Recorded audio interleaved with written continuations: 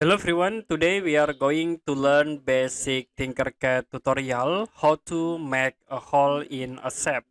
So if you create shape like box, cylinder and the other like this polygon, you want to create holes, you can use these hole tools. There are two options. First you can use box holes, the second cylinder.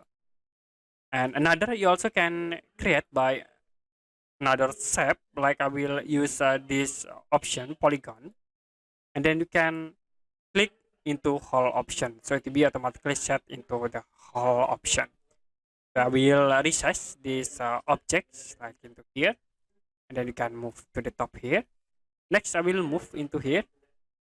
Now if you select all objects and then make group, it will be create holes in this shape. I will resize again this object and resize to the top. Okay, I will click the objects and move into here.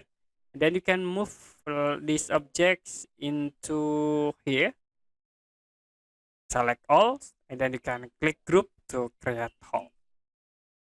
Okay, that's it for basic TinkerCAD tutorial how to make hole in a shape.